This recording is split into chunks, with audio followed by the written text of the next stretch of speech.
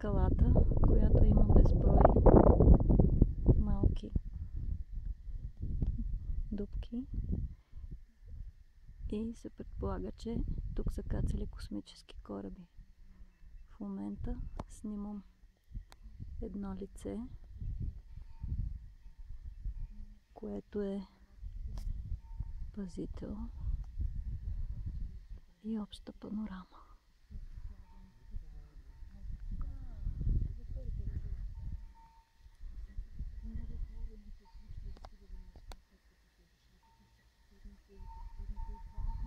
Долу в ниското има едно овчарско куче и предполагам, не мога да видя стадо овце, предполагам.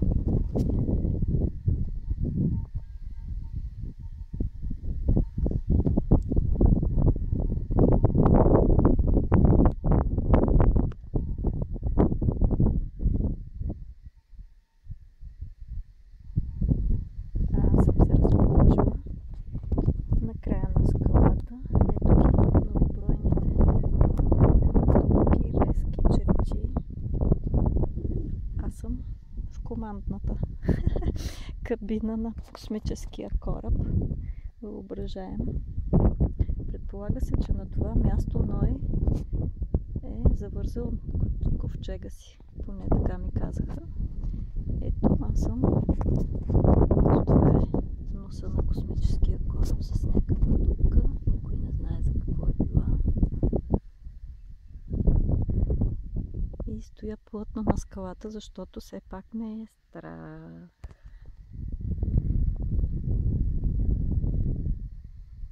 Сега ще стана бавно и ще заснема и останалите отвори. Ето, тук има някакъв канал. Тук има много странна фигура от 3 отвора. Ето. Ето. Сам. Цялото това е една плоска скала с множество изсичания в скалата. Да, и сянката ми. Сянката ми и пазителя. Ето. Тръгвам нагоре.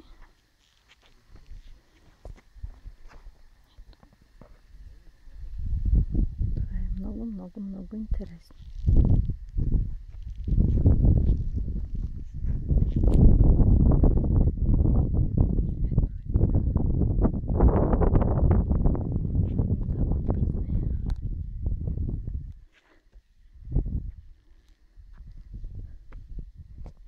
Жалко, че не се подготвих предварително преди снимките и нямам никаква информация, но снимам на посоки. Ето. Това е някакъв квадрат. И сега ще отида към по-дълбоките, които правоъгълни изсичания. Тук има нещо. Не се знае за какво е служило.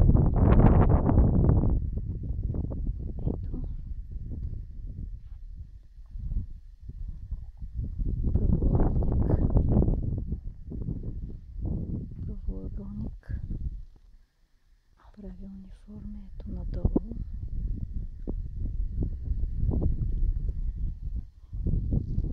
Тук също. И идваме до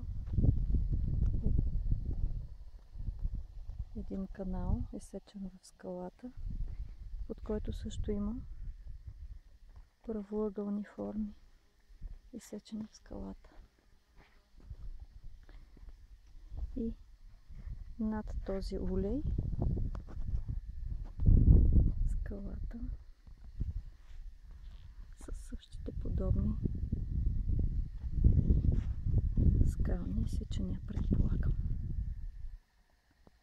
Тук има един пилон, предполагам ще бъде вдигнат след време, може би знаме или нещо друго.